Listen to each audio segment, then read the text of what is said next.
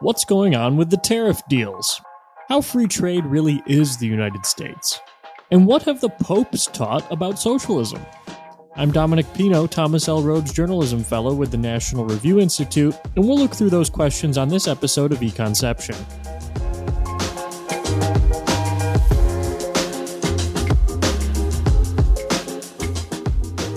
Econception is a podcast of the American Institute for Economic Research that looks at the economic issues of the day and broader economic concepts behind them. We're recording today on location from the local jail in Geneva, Switzerland, where we were arrested for walking into the U.S.-China trade negotiations and telling them to get rid of the tariffs. Apparently, that's not what they meant by public input. We apologize for the error. Our guest today is Dave Hebert. He is a senior research fellow with AIER, which also hosts this podcast. And it's great to have Dave on the show to talk about trade deals. Thanks for being here. Hey, thanks so much for having me. So obviously, one of the big topics in the news is the trade deals that are supposedly coming down from Trump's expert negotiations with other countries. The Liberation Day tariffs that were announced in the beginning of April. Turns out that wasn't actually Liberation Day. We're going to wait 90 days and let other countries negotiate with the United States because the tariffs were a negotiating tactic and not a protectionist measure. And so as we're coming down to the wire here on the 90 days, that'll happen, sometime in early July. We have, at least as of now when we're recording, we've got deals with the United Kingdom and with China. Let's start with that one with the UK, because I think it's an interesting case. The United Kingdom is a country with which the United States has a trade surplus, not a trade deficit. And yet we still have 10% tariffs on goods from the UK for some reason. Can you get into that? Yeah. So what's really interesting about the UK situation is that both countries are claiming to run surpluses with each other, which, as we know from an accounting identity, like that just can't be true. The difference comes in, where they're kind of looking. So on the services sector versus the goods sector, and then just sort of how you're aggregating all this information together. But you're exactly right. It's very strange that when the U.S. says, hey, we've got a surplus with you, which by Trump and his team's, measure would be evidence that if anyone's abusing anyone in this relationship, it would be us abusing them, right? And so it's interesting that we've slapped this 10% tariff on the UK. Now, in that situation, they're calling this new deal, a landmark decision, this incredible achievement, something that they've been working on for 25, 30 years. And it took, this president in this moment to do it. But if you look at, just what happened, right, what we can see is that our tariffs remain 10%, or they started at 10%, they ended at 10%. That's what Lutnick said in his opening remarks at the announcement. What we did see was a little bit of a decrease in some tariffs that the UK places on our automobiles. I think we lowered our tariffs on them as well, a little bit on that sector. We do see some opening of agriculture in the UK for US products. So in that respect, I got to give it to them. There is a positive here that there is sort of lower barriers in certain sectors. But what remains are much higher barriers than we had at the beginning of the year, right, for us. And so that's where this deal in totality to me just falls apart, right? It's really hard to say hey, this is a better deal than we had on January 19th. It's certainly a better deal than we had a week ago. That's true. But that's kind of like starting a fire and then partially containing it and then calling that a victory, right? That's just not, that doesn't seem like a victory to me. And it certainly doesn't seem like a successful negotiation where your goal was to lower trade barriers between the two countries to instead erect new ones. That's at odds with what the administration has said they're trying to do. Yeah, something so Ryan Bourne at the Cato Institute was talking about online is that there's all of this emphasis, rightly so, on the fact that tariffs are paid by Americans and that Trump is wrong when he says that foreigners pay tariffs. And then all of a ton of the news analysis of this deal was looking at specific sectors for American exports. And it's like, wait a minute, we just got done saying that tariffs are tax increases on Americans and that higher tariffs are bad for Americans because we are being charged more to buy foreign goods. And then all of this analysis was talking about, exports of cars and airplanes and things like that, which, look, I would love for other countries to buy, to treat, to get rid of their tariffs too. But the primary victims of their tariff policies are their citizens, not us. Right. And it's the same. It's the same thing with the U.S. I think the other issue here is that the United States is basically treating the UK as some kind of a adversary, some kind of a problem here. When the UK is one of the US's closest allies and has been for over 200 years. And it's very hard to see why the UK should be even in the same conversation as a negotiation with China, for example. Yeah. So, I mean, you hit the nail on the head there, right? So any protectionist policy is going to hurt the domestic market, the one imposing the protectionist policy the most, right? And so what this trade deal between the US and the UK, at least insofar as it's complete and it's, all encompassing, but it's still going to be built on and built bigger, right? Insofar as the negotiations have led to something, here's who wins. The UK people.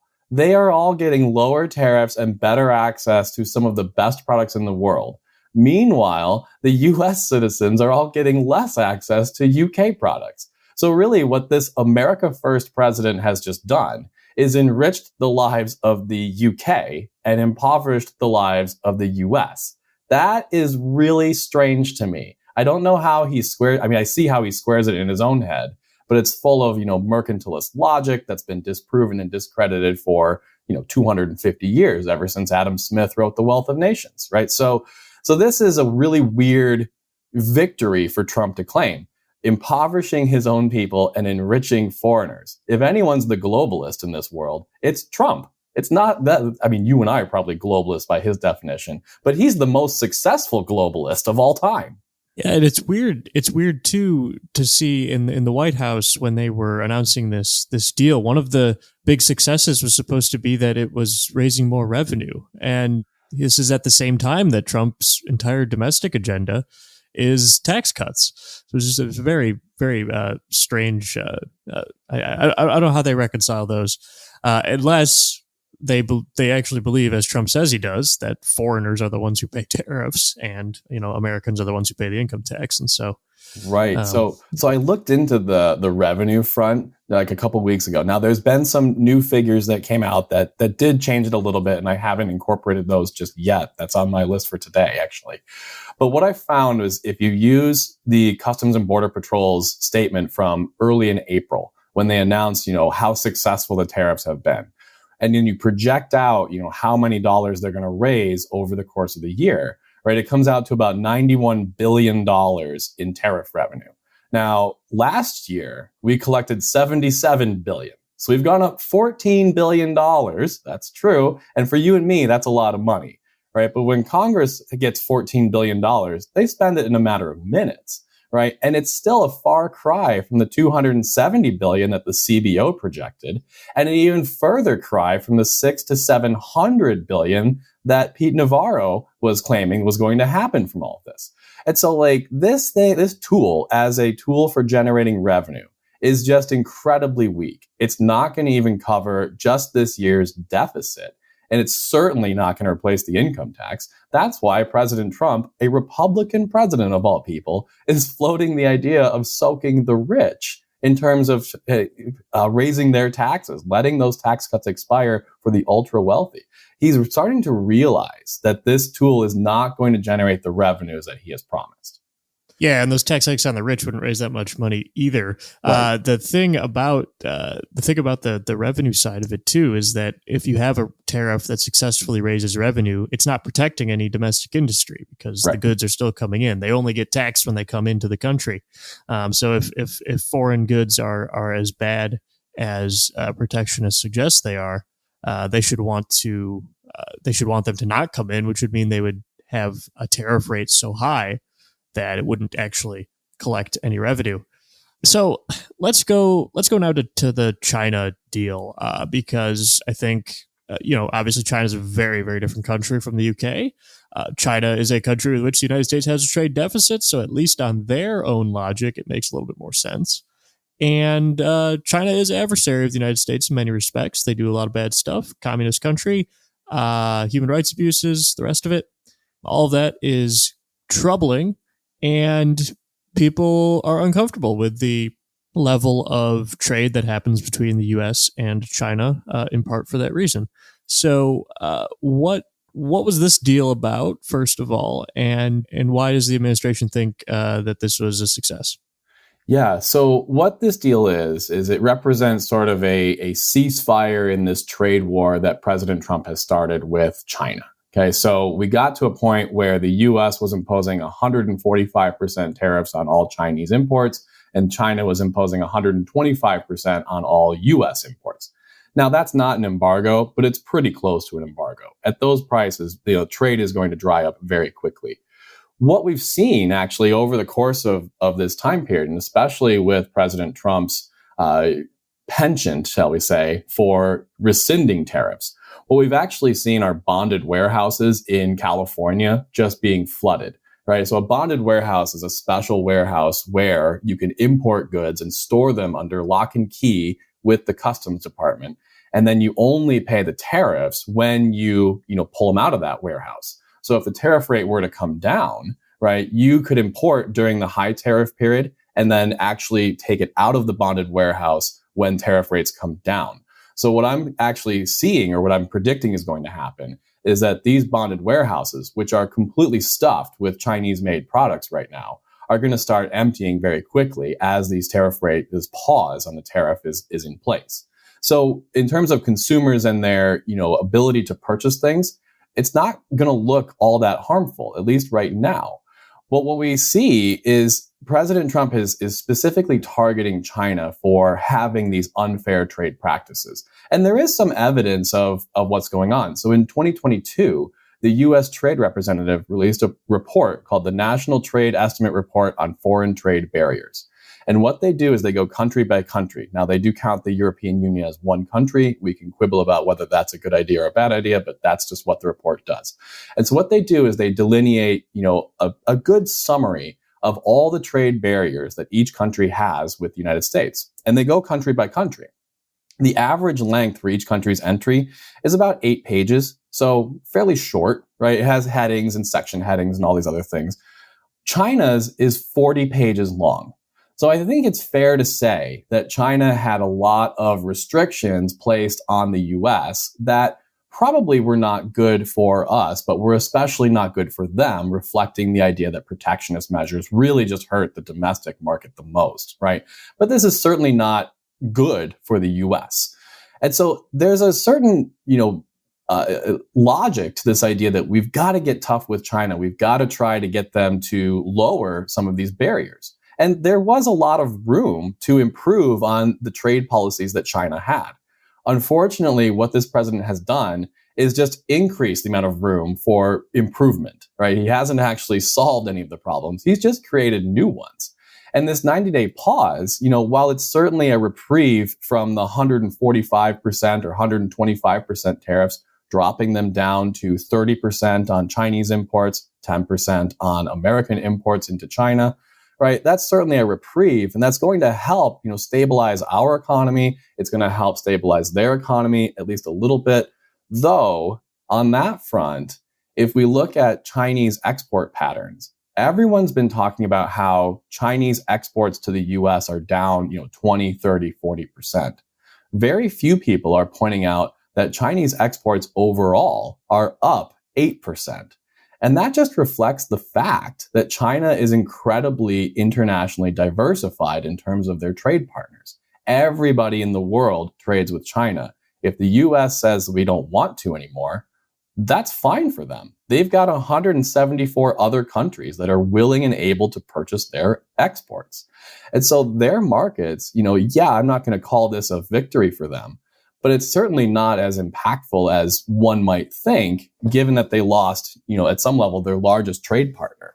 But even there, we're only 7% of all of their exports. The rest of the world is the other 93%.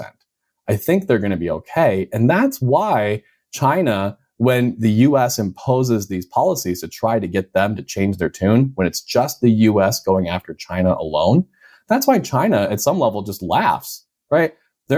We're not big enough to actually affect their economy in a way that would get them to change their policies. This has to be a multi-country, coalition. Unfortunately, what the president did on April 2nd is pissed off the other 174 countries and made them less willing to go along with us. So this is where I think President Trump hopefully is realizing that these tariffs are not actually going to achieve the goals that he wants them to achieve. And I'm hoping that in his second 100 days, he's going to pivot to the other side of his, agenda for the economy. And it's a similar story with the United States too, right? I think only about 10% of U.S. trade, volume in a given year is with China as well. So the idea that Chinese are flooding our markets with all of this stuff, it's only 90% of our trade is not with China, our other largest trading partners are Canada, Mexico, and the European Union, which of course do not have the human rights issues that China does. Yeah, and that's even just our international trade, right? So it's only about 9 to 14% of our international trade, right? It's not 9 to 10% of all of our trade, including domestic trade, right? We're still a very heavily dependent on ourselves nation.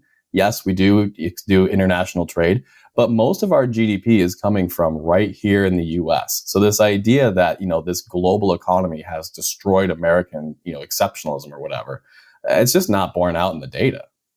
Yeah, the U.S. has one of the lowest trade intensities of any country. Only about 25% of GDP is about what our trade is equal to. Average country in the world, it's around up in the 60s. And you look at countries like Germany, for example, and it's like 90%.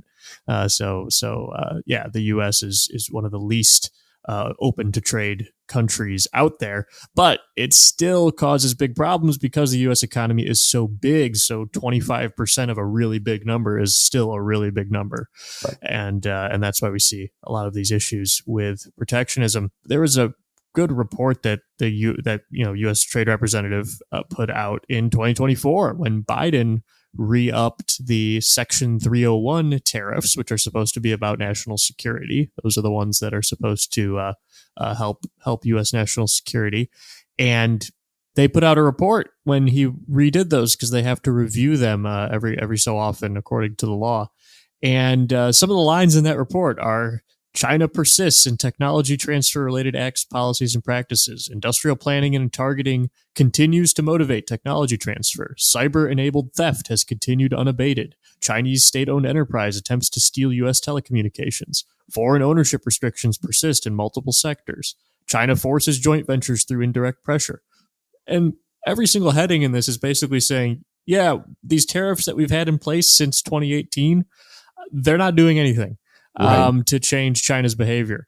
And so even if we all agree that China's behavior is bad, and it is, tariffs are clearly not working to do anything about it. Yeah, I mean, and the other thing to point out, right, is that Trump is not the first president to get tough on China with tariff policy. People forget that President Obama did it in 2010 when it came to Chinese tires, right? They were flooding the market. And so President Obama imposed a 3-year tariff on Chinese tires to try to protect the domestic tire market, right? What happened in that situation? Well, it certainly didn't help the domestic tire market, because all that happened is China engaged in basically shifting their production over to Taiwan and to Mexico. And those domestic plants in those countries suddenly saw a big boom, right? So what happened is tire manufacturers in Thailand and Mexico suddenly exploded in productivity. And so the domestic market did not actually grow hardly at all. I think the latest data that I saw was something like 500 to 1,000 jobs in the domestic tire market were, protected for that 3-year period. President Bush, the second one, right, in 2002, imposed tariffs on Chinese-made steel. And the rancor from both Republicans and Democrats, ironically, Democrats at the time saying that Bush didn't go far enough and raise the tariffs high enough, right? And the Republicans for saying that this is an affront to free trade. The rancor was so large that President Bush ended those tariffs about a year before he actually planned to. And what we saw were actually manufacturing job losses that were greater than all the employees in the entire U.S. steel sector combined, right? And this is the same thing that we saw in 2018 with President Trump's tariffs. We did see about 1,000 jobs in the steel and aluminum sectors saved, but we saw about 75,000 jobs in the steel and aluminum sectors in the steel and aluminum using sectors, otherwise known as manufacturing, actually be destroyed. Now, why didn't this get coverage? Well, this is all about the concentrated benefits and dispersed costs that you've mentioned on this program several times, right? It's really easy to point to that factory in, say, Ohio and point out that that factory would not exist were it not for these tariffs. And that's probably true. It's really difficult to point to the 1, 2, or 3 people per metropolitan area that lost their job because of these tariffs. But they're still real. That effect is still a real effect. It also helps explain why, and maybe you've noticed this in DC, but sort of the craft brewing industry has moved to those taller aluminum cans. So you get a 4-pack of tall cans instead of a 6-pack of like regular sized cans. The reason for that is because there's more aluminum in the top and the bottom of the can than there is in the rest of the can combined. And so if I can cut the number of tops and bottoms that I use in my, canning of goods, industry, I can save tremendously on the material costs, which were much higher, right? So now what happens is all those aluminum jobs that were saved end up being destroyed because there's a decrease in the amount of aluminum purchased in the US. So this whole policy ends up having a short-term gain for the aluminum producing sector, but long-term pains. This is the opposite of what everyone's saying, is that there's going to be short-term pains for long-term gains. History shows the exact opposite. We're experiencing the gains right now. Like, these are the gains, right? And so insofar as people are unhappy, it's not going to get better. That's a great point. And I did not know that about the aluminum cans, but that makes a lot of sense. You think about, you can squeeze the side of a can and it bends, but the top is much firmer. So I guess it makes sense that there's more metal there. There was a paper in 2012 as well by the Peterson Institute for International Economics that looked at those tire tariffs that you were talking about, and they said it saved 1,200 jobs in U.S. tire factories. Created 1,200 jobs. 1,200 people had jobs that wouldn't have without the policy. Okay. But the cost of the policy was $1.1 billion in losses to American consumers of tires. So, in other words, you were asking American consumers to pay an extra $900,000 per job that was saved by the policy. That is a bad trade. Yeah, right. $900,000. There's no way these people were getting paid $900,000. So even if you subtract the wages that the 1,200 people were making whose jobs were saved, you're still talking about at least probably $820,000 of losses per job saved. It's completely crazy. Yeah. So look, the numbers are damning enough as they were, but there's stories that we can tell about this too. So when we saw these Chinese tire tariffs, what a lot of trucking companies would do, because the price of tires did go up, it went up by about 22%, over the time period where those tariffs were in place. Well, when you're faced with a 20% increase in cost, you got to find a way to cut, costs somewhere. And so what trucking companies would do is they switched from replacing old tires to retreading tires. So what a retreaded tire is basically you take a tire that's balding, you slap some really strong glue on it, and then you just glue new tread on top of that old tire. Now that's a good, patch, if you will. It'll get you down the road for a little bit, but it's much more susceptible to a total blowout than a brand new tire. So you might recall during the 2010 to 2012 period, on the side of the road, on the highway, you would see a whole bunch of blown out tires just sitting there because all these trucks had their tires, blow out, right? Today, you don't see that. Now, it's not because the U.S. Department of Transportation has hired a whole bunch of workers to clean up the blown out tires. That's not what's going on. The fact is that when the price of tires came down after those tariffs ended, trucking companies switched back to the safer and now more affordable method of replacing their tires instead of just retreading them. This is, the lives potentially saved from this, from, no longer having trucks blow out their tires, potentially crashing, who knows? It's at some level incalculable, not because, we can't count, but because the data would be difficult to actually analyze and get information on. But think about just the story there, about all the delays on the highway from blown out tires being in the middle of the road, from all the trucking accidents that happened from 2010 to 2012 because of the more expensive tires. And I think it's a good example, too, of how businesses will always respond to tariffs in ways that government doesn't expect. It could be doing things like retreading the tires. It could be things like tariff engineering, where companies, alter their products in order to reduce their tariff barrier. And it could also be things like, just routing shipments through other countries. We see this a lot with sanctions in the international sphere because, for example, when Russia had sanctions start against it after the invasion of Ukraine, there was an enormous increase in imports, in German imports from Central Asian countries that border Russia. Did Kyrgyzstan all of a sudden become a car producing powerhouse? No. Right. This was clearly just getting around the tariffs, or excuse me, the sanctions that were imposed on Russia. And if you can get around sanctions, which are, outright bans on products and trade, then certainly you can get around tariffs, which are just taxes. Well, I mean, think about the logic here, right? So, Putin does the bad thing and invades Ukraine. I'm 100% on board with this, right? And so we're going to penalize them by not allowing other countries to export to Russia. Well, wait a minute. Isn't that what we're trying to do vis-a-vis U.S. trade? So we're going to punish them by making them richer. At least this is what the protectionist logic would say, right? That doesn't seem to make sense.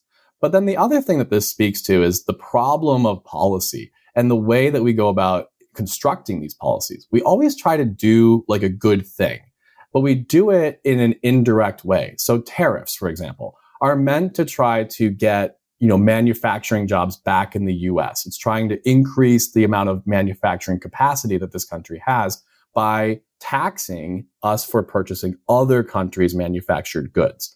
Right? And so it's an indirect way to get your goal. Economic sanctions are the same thing, right? We're going to try to get, in this case, Putin to stop fighting Ukraine by making his country poorer.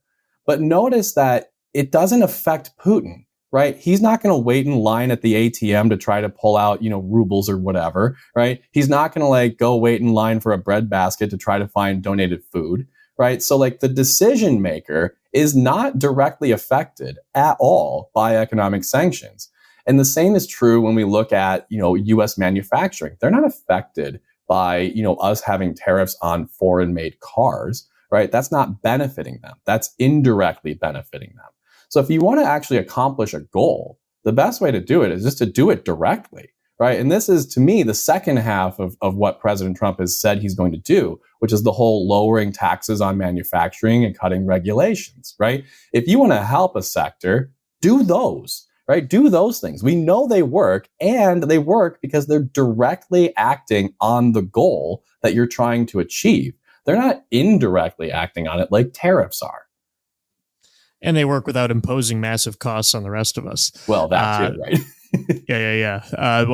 Thanks so much for talking to us, Dave. This is a great conversation, and hope to have you back in the future. Absolutely. Thanks so much.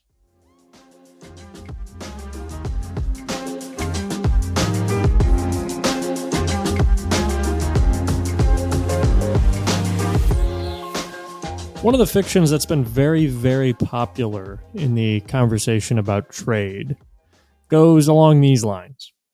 The United States, since the end of World War II, has been reducing its trade barriers, cutting tariffs basically to zero, and has been an exemplar of free trade. But the problem is, the rest of the world hasn't been playing along. And so they've been keeping their protectionist measures, and in doing so are taking advantage of the naive free traders in the United States who now have their industry being stolen by those crafty governments abroad.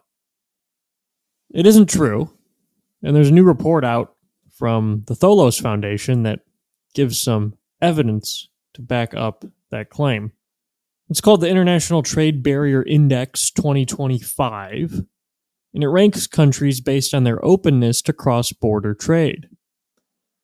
It looks at both tariff and non-tariff barriers, such as export subsidies, quotas, and domestic regulations that hinder foreign goods, along with restrictions on trade and services as well. That's a good thing to have in the report. Whenever the Trump administration talks about trade, they're almost always talking only about trade in goods. As countries become more advanced, their economies become more dominated by services, and because the United States has the most advanced economy in the world, it has a lot of services. And the U.S. actually has a $300 billion a year, roughly, give or take, $300 billion a year trade surplus in services that apparently we don't get any credit for in protectionist mindset. But the International Trade Barrier Index does look at services. It finds that the U.S. actually ranks really well on openness of trade and services. We're 13th in the world. The report ranks 122 countries, so not every country in the world, but certainly all the big ones and a majority of the countries in the world. So we're 13th out of 122 on trade freedom in services. And we have a surplus in services. So the idea that trade surpluses only exist because of cheating and because of protectionism doesn't really seem right. We're much more open in trade and services than we are in goods. Overall, in total, the United States ranks 61st out of the 122 countries. So right in the middle, not the most protectionist, but certainly not a free trade utopia. On the question of tariffs specifically, the United States ranks 81st. Much further down the list, safely in the bottom half. And to be clear, a lower ranking means less trade openness in the way that this index is constructed. So 81st is not saying we have low tariffs, it's saying that we have high tariffs. And we have very confusing tariffs. The harmonized tariff schedule of the United States is over 4,000 pages long. Has all these different codes and categories for different products. If you go through and try to make sense of it, it can be very difficult at times. Then there's those non-tariff barriers, which are supposed to be really bad that other countries do to the United States and to take advantage of us. And this report finds the United States ranks dead last in the world on non-tariff barriers. We do it more than anyone, according to this report. Now, this is actually common for richer countries. Richer countries in general have low tariffs, but many of them use lots of non-tariff barriers instead. And the reason is obvious. It's politically advantageous to protect certain industries that are close with your government. Which industries those are differs from country to country, but that political incentive is there for leaders to protect their domestic industries so that they can concentrate benefits on them and then spread the cost of it to everybody else. So this doesn't just happen in the United States, but we are one of the world's worst offenders. And we're rich in spite of this. Daniel Hannan is in the House of Lords in the UK, and he's the president of the Institute for Free Trade. He wrote in the foreword of this report, he said, "As in past years, the world's freest economies account for most of its GDP.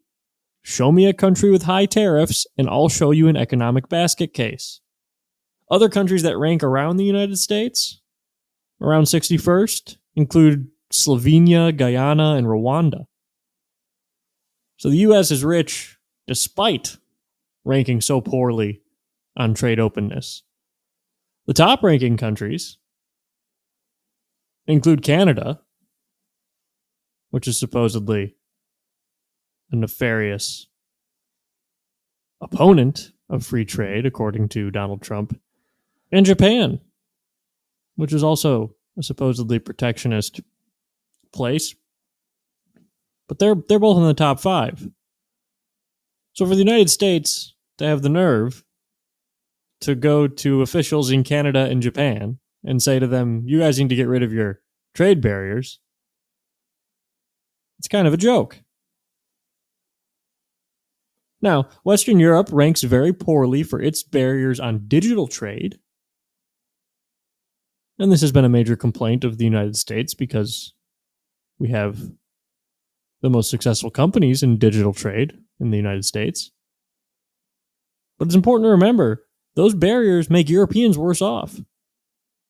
Europeans should get rid of them for the sake of their own people. Not because American companies are upset about it, although it totally makes sense that they are. The U.S. is by far the world's top user of anti-dumping duties and countervailing duties, which are used to remedy the allegedly unfair low prices that result from foreign misbehavior.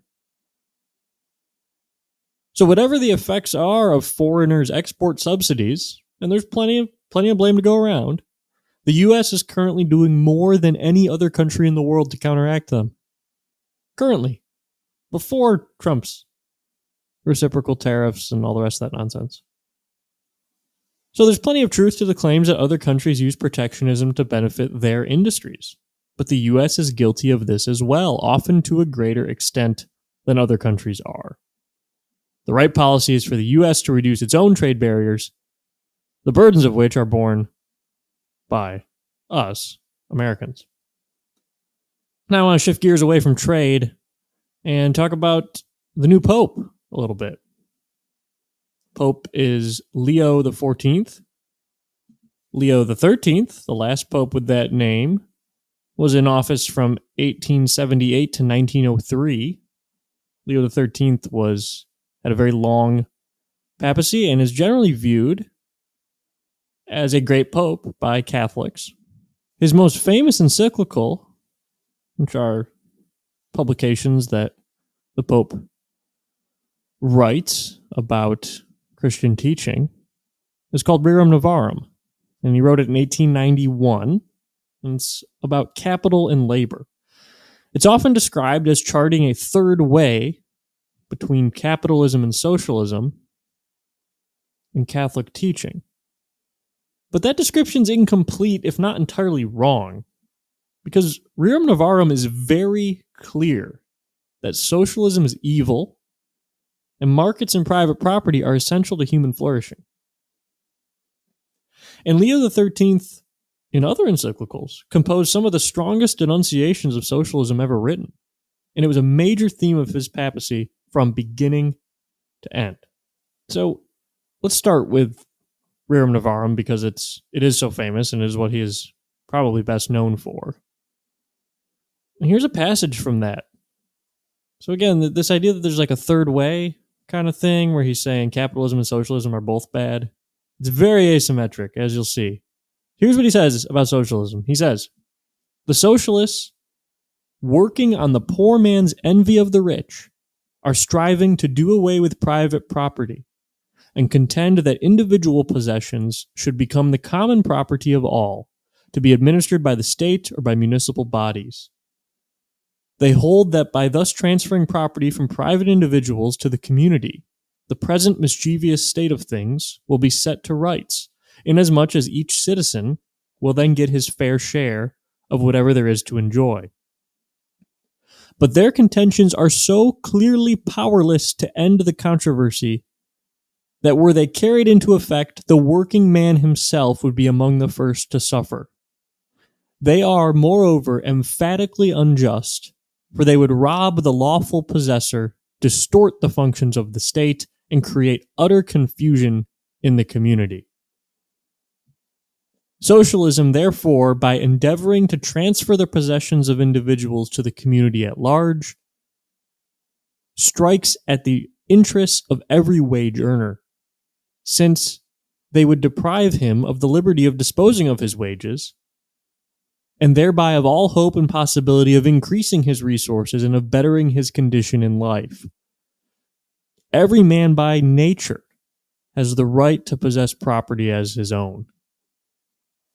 The socialists, therefore, in setting aside the parent and setting up a state supervision, act against natural justice and destroy the structure of the home.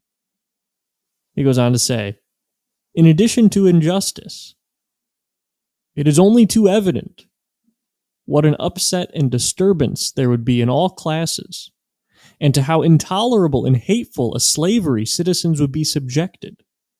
The door would be thrown open to envy, to mutual invective, and to discord. The sources of wealth themselves would run dry, for no one would have any interest in exerting his talents or his industry. And that ideal equality, about which they entertain pleasant dreams, would be in reality the leveling down of all to a like condition of misery and degradation. Hence it is clear that the main tenet of socialism, community of goods, must be utterly rejected, since it only injures those whom it would seem meant to benefit, is directly contrary to the natural rights of mankind, and would introduce confusion and disorder into the commonweal. The first and most fundamental principle, therefore, if one would undertake to alleviate the condition of the masses, must be the inviolability of private property. So that's from Rerum Novarum. That's Pope Leo XIII. He's Pope in the late 1800s, and he wrote that in 1891. And what he was responding to was the upheaval of the Industrial Revolution, which is also what socialists were responding to. And what Leo XIII is saying, as the Pope of the Catholic Church, he is saying socialism is not just wrong, it's evil, it's contrary to Christian teaching, and it will actually hurt the people you're saying it's going to help. It's going to hurt the poor the most. He was saying all that in 1891. It's a really remarkable document, because now it's very common for people to say that about socialism, especially that line about how they believe in equality, but it makes everybody equally poor. But he's writing this before the Soviet Union even existed. He's writing this before we saw what happened in East versus West Germany or North versus South Korea. He's saying all this way before that. And he's doing so as the head of one of the world's largest organizations. It's a really incredible thing. In 1878, before Rerum Novarum, Leo XIII devoted an entire encyclical to socialism. In the very first paragraph, this is what he said.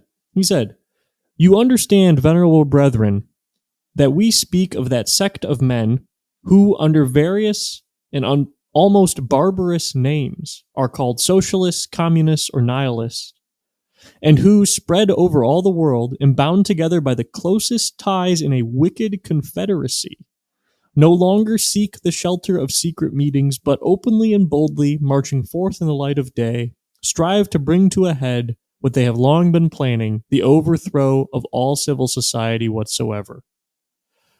He goes on.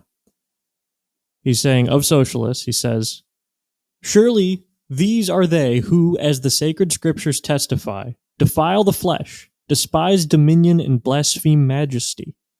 They leave nothing untouched or whole which, by both human and divine laws, has been wisely decreed for the health and beauty of life. They refuse obedience to the higher powers, to whom, according to the admonition of the apostle, every soul ought to be subject, and who derive the right of governing from God.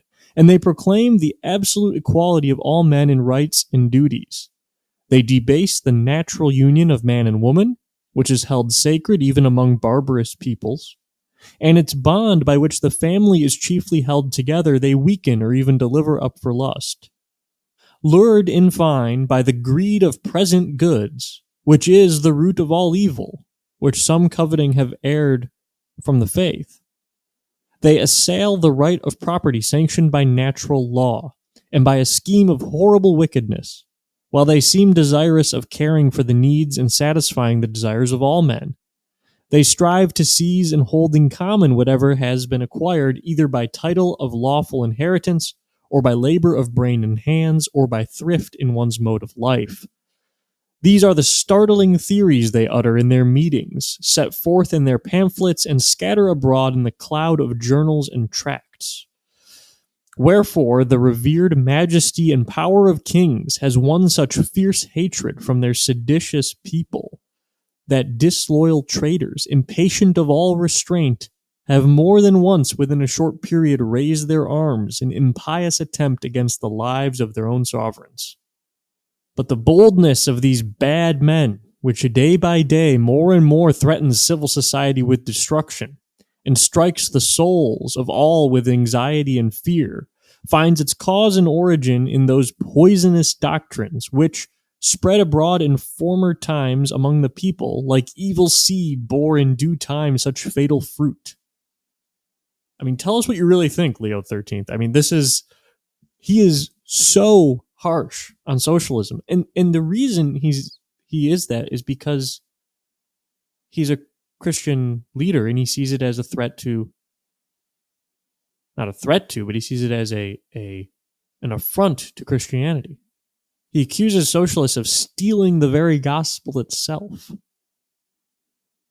There is no condemnation in any of Leo XIII's writings of capitalism as a system in these strong terms.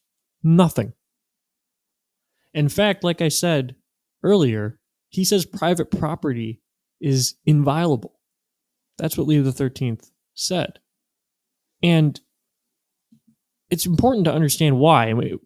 At National Review, we got a really good piece from Samuel Gregg, who's the interim president of American Institute for Economic Research now. And he wrote about why this is the case. Now, I'm not a Catholic, but Sam is. And so he's writing from the perspective of someone who is much more steeped in the Catholic history than I am. And what he notes is that Rerum Novarum is Leo XIII's most famous encyclical, but his actually most important one, and the one that really lays the foundation for his thought, is a different one called Aeterni Patris. And in that encyclical, Leo XIII says that the church needs to focus more on the thought of Thomas Aquinas and on natural law philosophy. And so you heard in those paragraphs that I quoted earlier some references to natural law and property. And he's getting that from Aquinas. Another thing that Sam notes about Leo XIII is that we know he was very well read in economics. We're not entirely sure if he had read The Wealth of Nations by Adam Smith, although it seems likely that either he did or the cardinal that he wrote Rerum Novarum with did, because they make a lot of similar points. But we do know for a fact that Leo had read the writings of Frederick Bastiat, who was a French economist in the 1800s. You might know him for his expression, the seen and the unseen. He talks about that. You might know him for the Candlemaker's Petition. It's his sort of sarcastic argument against protectionism, where he says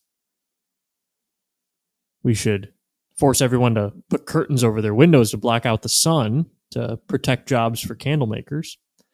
This is also the guy who talked about the broken window fallacy, which is the idea that you can create economic growth by just smashing a bunch of windows because it creates jobs for the glass makers. He explains why that logic doesn't work. But Bastiat was an unashamed defender of free markets, and we know that Leo XIII had read him. Sam Gregg points out, only 18 months before being elected pope, while he was still a cardinal, Leo wrote in a pastoral letter that, quote, a celebrated French economist, Bastiat, has grouped and shown as in a picture the multiplied benefits man finds in society, end quote. And Sam says, it's clear that Leo was impressed by what good economics could teach us. So, Rerum Novarum is noted for its much more nuanced critique of capitalism. Again, saying that private property is actually a fundamental natural right. It's not something that the state should get rid of. And actually, that the solution to a lot of the ills of capitalism, according to Leo XIII, was broadening ownership and getting more people to own property, to make sure to make sure all property isn't concentrated in the hands of a few rich people. That was a much bigger problem in Europe in the late 1800s than it is today, where you can get an app on your phone and own shares of companies in the stock market, where we have countless different ways for people to get access to financing to own homes, to own cars, where lots of people in their jobs have a retirement account that gives them ownership of money that they will have in their old age. Now, of course, there's still plenty of inequality out there. But we need to remember Leo's caution, which is that if you have a system that's designed to make people equal, it's probably going to make people equally poor. That's not good for anyone. Another thing that Rerum Novarum is known for, though, is advocacy for labor unions. Now, I've talked in the past about labor unions. You know I'm not a fan. But Sam Gregg makes some good points about the context here. He says in many European countries at the time, unions were actually prohibited by law. That goes too far. Leo, on the grounds of free association, says that unions should be allowed and that they do have some positive benefits. But he also mentions them as one of many different private associations that should exist in a well-functioning society. And then Leo also has this warning. He says that some unions were being managed on principles ill-according with Christianity and with the public well-being, and that they do their utmost to get within their grasp the whole field of labor and force working men either to join them or to starve. So there he's making clear that union membership must be voluntary. No one should ever be forced to join a union. And that it is possible, just like for any other organization, for unions to be taken over by people who push bad ideas. And this is something to guard against. I would argue that this is what has happened in the United States, as many unions have just become progressive political activist groups that don't really represent the interests of their members very well at all, or even really try to. And they do so because they're given legal monopoly by our labor relations law in the United States to represent these workers basically in perpetuity. That doesn't seem consistent with what Leo XIII is saying here. So I'll close with Sam Gregg's words because I think they're apt. He says, here's hoping that the 21st century Leo XIV, provides answers shaped by the unchanging truths that it is his responsibility to guard and proclaim, but also by a grasp of the insights afforded by the natural and social sciences. That surely ranks among the toughest of endeavors, but its importance is of the eternal variety. Now it's time for the paper of the episode, but before that, if you've enjoyed this episode, please subscribe and leave us a positive review wherever you get your podcasts. It helps us to know that you enjoy the show, and it makes the show more visible for others to start listening as well. I'll let Dave pick the paper of the episode. It's from March 2010 by Peter Leeson of George Mason University. 2 cheers for capitalism? Here's Dave to tell you about it. Yeah, so this week's paper of the week comes from Peter Leeson, and it is called 2 Cheers for Capitalism. And it's available for free on his website, peterleeson.com. And this is a short paper. It's only 6 or 7 pages long. But what I think is really powerful about it is the way in which it's written and just how directly it speaks to the question at hand. So Leeson is a big proponent of capitalism. He thinks, rightly in my opinion, that it is sort of the panacea for a lot, if not all, of society's ills. But a lot of people point out that capitalism, left unchecked, as it were, would be severely crippling to a developing country. And so we need to give capitalism only 2 cheers instead of the 3 that we normally would say, in 3 cheers, hip hooray, right? What Leeson does, though, is he points out that this is just not true. You can look at any metric you want, from education standards to maternal deaths during pregnancy, to standard of living, to access to healthcare and affordability of anything. Everything improves the more a country shifts from non-capitalism to capitalism. It doesn't even take time to start seeing that increase. All that happens is as soon as a developing nation becomes more capitalist, everyone becomes wealthier for the most part. There are obviously a few, people that lose, namely the political leaders under the old system, right? But the rest of the people benefit tremendously from day one, and they continue to benefit. And further, there isn't what he calls a Lorenz curve, where there's like an inflection point that says, past this point, the returns are negative. The returns are always positive. And it's just such a great paper to read and to think about. And like I said, it's only 6 pages long, so it's a really quick one. 2 Cheers for Capitalism by Leeson. Read it. That's all for today. Remember, the economy is complicated and nobody has all the answers, but markets work.